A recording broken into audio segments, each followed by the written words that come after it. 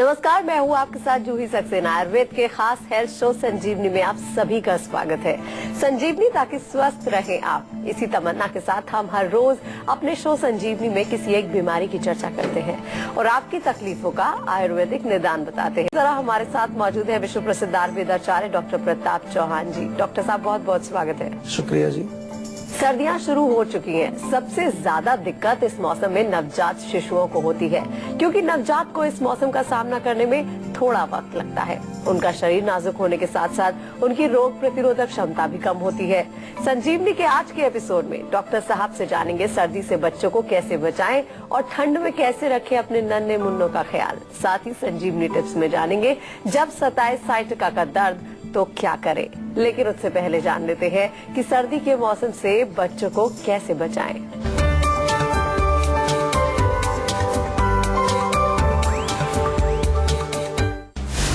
सभी पेरेंट्स हो जाएं सावधान। ये सर्दी आपके नवजात को कर देगी बीमार। सर्दियों में कैसे करें अपने बेबी की केयर। गुलाबी सर्दियां यूं तो सभी को पसंद आती हैं, पर कड़ाके की ठंड से बचाव भी बहुत जरूरी है, खास करके बच्चों की। डॉक्टर साहब, ठंड के मौसम में नवजात को हम कैसे इस ठंडक मौसम से हम दूर रख सकते हैं? देखिए, जो छोटे बच्चे हैं तो इम्यूनिटी कमजोर होती है उनका जो एक तरह से बॉडी का जो रिएक्शन है आउटर टेम्परेचर को, वो बड़े लोगों से थोड़ा डिफरेंट है, क्योंकि हम लोग ज्यादा बर्दाश्त कर पाते हैं, हमारे अंदर ज्यादा क्षमता है। तो ये सबसे पहली चीज है जिसको ध्यान रखना चाहिए। कई बार क्या हम सोचते हैं कि मुझे ठंड नहीं लग रही है तो शायद बच्चे को भी नहीं लग रही होगी, ऐसा नहीं सोचना है हमको। तो उसमें एक तो हमें ध्यान ये रखना है कि ठंड के मौसम में बच्चों को हम गर्म रखें, हम किसी प्रकार से ठंड का कनेक्शन, ठंड का एक्सपोजर उनसे ना हो। और अगर ठंड में बाहर जाते हैं तो बाकायदा उनको कपड़े पहनाएं, गर्म कपड़े, गर्म टोपी, जूते वगैरह पहना करके बाहर भी ले जाना है। ऐसा नहीं कि घर में ही हमें उन्हें रखना है, बाहर भी जा सकते हैं, लेकिन एक प्रॉपर ड्रेसिंग उनकी बहुत इंपॉर्टेंट है। तो पहली चीज ड्रेस का हमें ध्यान रखना है, चाहे घर के अंदर है चाहे घर के बाहर है। दूसरी चीज उनके खाने पीने का भी हमें ध्यान रखना है। बच्चों को क्या देना है सर्दी के मौसम में, ठंडा पानी, कई बार बच्चे आइसक्रीम वगैरह भी खा रहे होते हैं, मिठाइयाँ या चॉकलेट्स, ऐसी चीजें बहुत खा रहे होते हैं। दूध से बनी चीजें आजकल बहुत कॉमन है, चीज या पिज्जा, ऐसी चीजें। छोटे छोटे बच्चे भी आजकल चीज के और बहुत सारे प्रोडक्ट्स आ गए हैं। तो ये चीजें जो जितना भी जो मिल्क से संबंध रखता है, दूध से संबंध रखता है, या मीठा है या ठंडा है या तली हुई चीजें हैं, तो ये क्या करेंगी, ये बलगम बनाएंगी अंदर जाकर के। और बलगम बनाने से तुरंत उनको कुछ ना कुछ चेस्ट में कंजेशन, खांसी वगैरह उनको हो सकती है। तो भोजन का जरूर ध्यान रखना, ऐसी चीजों से उनको थोड़ा सा परहेज कराएं और पौष्टिक भोजन उनको देना चाहिए। हमारे यहाँ आयुर्वेद में ऋतुचर्या का जिक्र किया गया है, यानी कि हर ऋतु के अनुसार हमें अपना खान पान, अपना रहन सहन, अपना पहनावा, ये काफी सारी चीजें हमें ऋतु के अनुसार बदल देनी चाहिए। क्योंकि जो चीजें हम गर्मी में खाते हैं ठंडक रखने के लिए, वो सर्दी में नहीं खा सकते। सर्दी में हमें गर्मी चाहिए, तो हमें कुछ ऐसी चीजें खानी पड़ेंगी जो हमारी बॉडी में उष्णता या गर्मी पैदा करें। तो इन चीजों का आपको ध्यान रखना है। बच्चों को स्वस्थ रखने के लिए छोटी छोटी सी चीजें हैं, और भी कई चीजें आज हम जिक्र करने जा रहे हैं जो शायद आपको मालूम भी नहीं होंगी, और आपके बच्चे होता है इसीलिए बीमार हो रहे हों क्योंकि आपको पता ही नहीं है, आप उन चीजों का प्रयोग करते हैं। तो किस प्रकार से अपने छोटे छोटे बच्चों को आप स्वस्थ रख सकते हैं, उनको बिल्कुल सुरक्षित रख सकते हैं, आज इसी एपिसोड में इसके बारे में आपसे और भी चर्चा करने वाले हैं। ध्यान से सुनते रहिए। ठंड के मौसम में अक्सर लोग हीटर का इस्तेमाल करते हैं, जो सेहत के लिहाज से बिल्कुल अच्छा नहीं होता है। नवजात बच्चों को डॉक्टर साहब इससे क्या नुकसान पहुंच सकता है, क्योंकि घर में सभी लोग हीटर का इस्तेमाल करते हैं? देखिए, ये बड़ा अच्छा प्रश्न आपने पूछा है। जो जैसे मैंने बताया कि कई बार छोटी छोटी सी चीजें हमें मालूम नहीं, हम सोच रहे हैं कि हम बच्चों की बड़ी अच्छी देखभाल कर रहे हैं, लेकिन हो सकता है उसकी वजह से आपके बच्चे को प्रॉब्लम आ रही हो। तो रूम के अंदर हीटर का प्रयोग या ब्लोअर का प्रयोग जो किया जाता है, तो उससे एक चीज का आपको ध्यान रखना है कि इससे ड्राइनेस बढ़ती है, और ड्राइनेस जो है बॉडी में भी बढ़ेगी, खुश्की, नेजल जो पैसेज है हमारा नाक के अंदर का, वो सूख जाता है, कई बारी ब्लीडिंग वहां से आने लगती है, त्वचा में खुश्की होकर के कई बच्चों में खारिश, खुजली, ऐसी चीजें शुरू हो जाती है। तो ये चीजें आपको मालूम होनी चाहिए। इसमें रूम के अंदर टॉक्सिन्स की क्वांटिटी भी बढ़ जाती है रूम हीटर जब हम प्रयोग करते हैं। तो इसलिए आपको यदि प्रयोग करना है तो उसका कंट्रोल आपको जरूर रखना चाहिए। ऐसा नहीं कि चल रहा है तो फुल स्पीड पर ही चल रहा है, बीच बीच में बंद कर सकते हैं उसको, या देख भी लीजिए कि क्या वास्तव में जरूरत है उसकी, या बहुत ज्यादा ठंड तो खास तौर से हर इलाके में नहीं पड़ती है, जहाँ ज्यादा ठंड पड़ती है वहीं पर ऐसी, या और भी ऑप्शंस हैं आजकल ऐसे हीटर्स भी हैं जिनके अंदर जो है पानी चलता है, तो पानी गर्म होता है तो उससे रेडिएशन की वजह से वो गर्म होता है, किसी में अंदर तेल भी होता है, तो ऐसी चीजें आप देख सकते हैं। और एक चीज का और ध्यान रखना है इसमें कि इसके कारण, रूम हीटर के कारण जब गर्म हो जाता है कमरा और आपको दूसरे कमरे में बाहर जाना है या कमरे से बाहर निकलना है, तो एक्सट्रीम चेंज ऑफ टेम्परेचर हो जाता है, एकदम से गर्म और फिर ठंडा, फिर अंदर आगे फिर बाहर चला गया, इससे भी बीमारियां होती हैं और डेफिनेटली कुछ एक्सीडेंट्स भी होते हैं। छोटे बच्चों का ध्यान रखना है, कहीं उसको टच कर दिया तो जलने का, या और कई एक्सीडेंटल केसेस भी होते हैं। तो ये चीजें हैं जो उनको कई बार हम गौर नहीं करते, और जब काम खराब हो जाता है तब हम जागते हैं कि अभी क्या करें। तो मैं इसलिए पहले से आपको ये चीजें बता रहा हूँ कि क्या क्या चीजें हो सकती हैं, ताकि अभी से आप इसका ध्यान में रख करके इनका प्रिकॉशन लेना शुरू करें और अपने बच्चों को स्वस्थ रखें। ठंड के मौसम में सबसे ज्यादा परेशानी हो जाती है माओ को। डॉक्टर साहब, नवजात बच्चों को नहलाना कितना सही है, और मौसम में अगर हम उन्हें नहला भी रहे हैं तो हमें सावधानियां क्या बरतनी चाहिए? जी देखिए, डेफिनेटली नहलाना तो एक अच्छी चीज है स्वास्थ्य के लिए। अगर ना नहलाएं तो आपको मालूम है कि गंदगी रहती है, कई प्रकार के वायरस, बैक्टीरिया कुछ हमारे बॉडी में जमा होने लगते हैं, तो नहलाना तो जरूरी होता ही है। एवरीडे बात कराना चाहिए बेबी को भी, लेकिन डेफिनेटली ध्यान रखना है कि जहाँ जिस जगह आप उनको नहला रहे हैं, कपड़े उतारेंगे ना उसके, तो वो गर्म होना चाहिए जगह, या कुछ आप कमरे को गर्म रखें, या अगर आपके पास पॉसिबिलिटी है जहाँ धूप निकल रही है अच्छी और हवा नहीं लग रही है, तो वहाँ भी जा करके, जो ग्रामीण इलाके होते हैं उनमें मैं देखता हूँ कि वहाँ जनरली धूप के अंदर बिठा करके बच्चे को गर्म पानी से स्नान कराया जाता है, वो भी अच्छा है, उसमें कोई प्रॉब्लम नहीं है। लेकिन अल्टीमेटली हमारा जो मेन गोल है कि ठंड बच्चे को नहीं लगनी चाहिए। जब नहला रहे हैं उस समय उसको ठंड से बचाना है, अच्छी तरह से टॉवल से उसको पोंछना चाहिए, बल्कि क्योंकि सर्दियों में खुश्की बढ़ जाती है, जब नहलाते हैं तो थोड़ा सा तेल भी लगा दीजिए, उसके साथ ही लगा दीजिए तेल हल्का सा, तो पतला उसमें थोड़ा सा स्निग्धता बॉडी में आ जाएगी, तो वो आपके बच्चे को कई तरह के बेनिफिट और भी हो जाएंगे। इससे अलग से भी मालिश कर सकते हैं, प्रॉपर मालिश उसकी बच्चे की हो जाए, और अगर पॉसिबल नहीं होती वो रोज रोज की मालिश आपकी, तो कभी नहाते समय भी उसको डेफिनेटली आप तेल लगा सकते हैं। और इसके अतिरिक्त जो है, आप जब नहलाने के पश्चात उसको प्रॉपर क्लोथिंग, क्योंकि नहाने के बाद बॉडी में एकदम से थोड़ी गर्माइश आने में टाइम लगता है, तो उस समय प्रॉपर जो है आपको उसको कपड़े पहनाएं। तो इस प्रकार से आप उसको नियमित रूप से स्नान कराएं, और नहाने से बहुत सारे बेनिफिट हमारे शरीर में होते हैं। हमारे आयुर्वेद में तो स्नान के बहुत सारे गुण, बहुत सारे बेनिफिट्स बताए हैं, इसलिए स्नान तो कराना ही चाहिए और उसकी प्रॉपर केयर भी करनी चाहिए। रात को सोते वक्त कई लोग अपने बच्चों को बहुत ज्यादा कपड़े पहना देते हैं। डॉक्टर साहब, सेहत के लिहाज से कितना सही है बच्चों के लिए? साथ ही माओं को बच्चों को सुलाते समय किन बातों का खास ख्याल रखना चाहिए?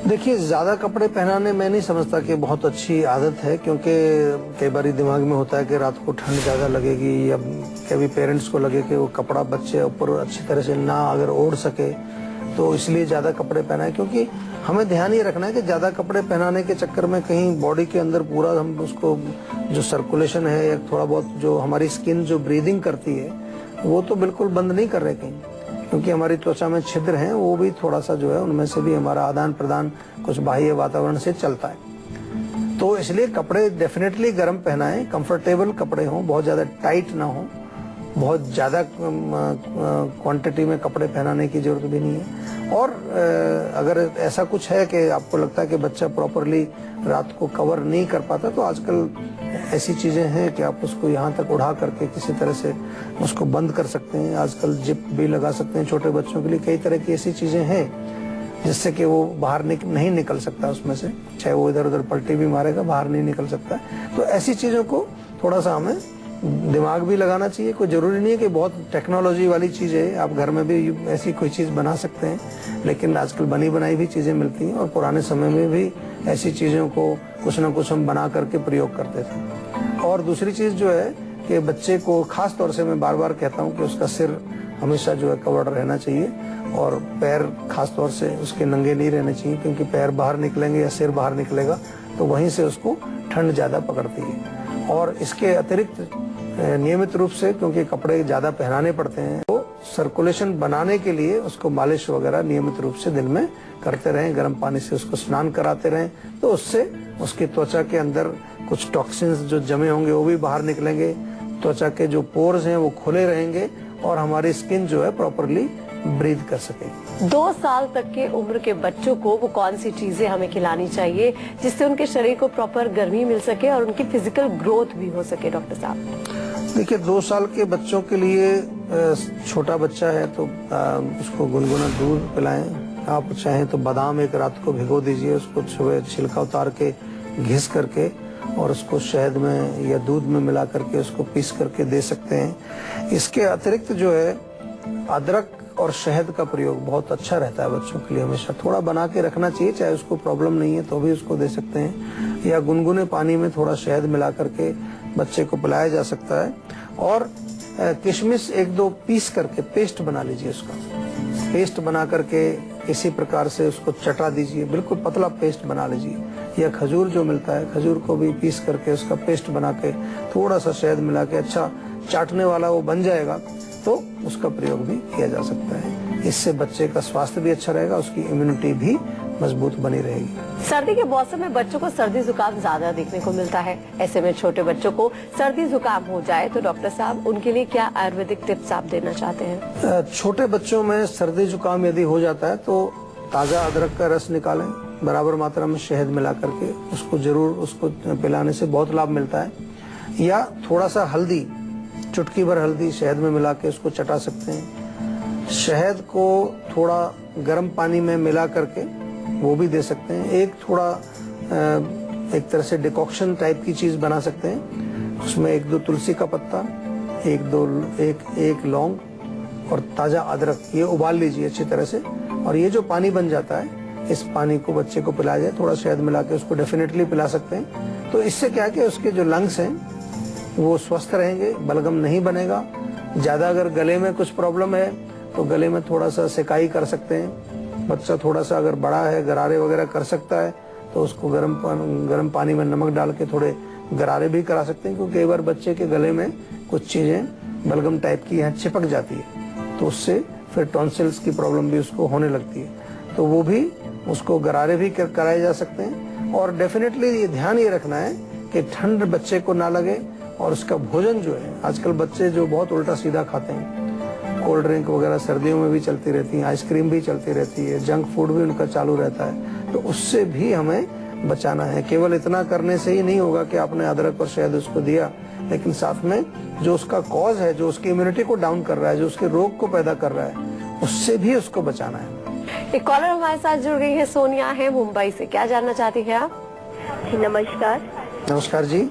ये आपको बताना चाहूंगी, जो आपको मेरे सर में दर्द काफी ज्यादा होता है जैसे, और खांसी भी बहुत होती है, जैसे जमा हुआ कुछ साफ कर लूं मैं, या दिवाली के टाइम पे कोई सफाई कर लूं, या फिर धुआं है, कोई सिगरेट पी रहा है मेरे सामने, तो उससे बहुत ज्यादा प्रॉब्लम होने लगती है मेरे को। जी देखिए, इससे ये पता चल रहा है कि आपका जो नाक है, नाक के अंदर साइनसेस होते हैं, या तो साइनसेस में कोई चीज जमा हो गई है, या नेजल पैसेज थोड़ा वीक है आपका, एलर्जी जिसको कह देते हैं नेजल एलर्जी, धुआं हुआ या कोई डस्ट हुई, छींकें आएंगी, फिर उसके बाद आपके सिर में दर्द हो जाएगा। सिर में दर्द साइनोसाइटिस की वजह से भी होता है। तो ये थोड़ा सा मैं आपसे निवेदन करूंगा, बॉम्बे में हमारी क्लिनिक्स हैं, जीवा की 5 क्लिनिक्स हैं बॉम्बे के अंदर, वहाँ एक बार जाकर के डॉक्टर से पर्सनली मिले। अभी फिलहाल के लिए इतना ही मैं बता दूं आपको कि एक तो नंबर 1 आपका रोग जरूर ठीक हो जाएगा, चिंता नहीं करें। नाक के अंदर थोड़ा सा आप बादाम का तेल लगाएं, या थोड़ा देसी घी उंगली में लगा करके उसको रोज लगाएं, एवरीडे, तो उससे आपको कुछ रिलीफ मिलेगा। और खाने के लिए अभी मैं इतना ही बताऊंगा आपको कि कुछ जो है सौंठ और मुलेठी और काली मिर्च, 3 चीजें, सौंठ, मुलेठी, काली मिर्च, तीनों को बराबर बराबर मिला लीजिए, और इस मिश्रण में से 1-1 चम्मच सुबह शाम आपको गुनगुने पानी से सेवन करना है। ये तो शुरू कर दीजिए, लेकिन प्रॉपर चेकअप करा करके इसका उपचार जरूर करिए। आप सभी से मेरा निवेदन है कि कोई भी रोग हो, छोटा सा रोग हो, बड़ा रोग हो, या रोग अभी शुरू हो रहा है, तुरंत आपको आयुर्वेद में ही जाना है, और कहीं जाने की जरूरत नहीं है।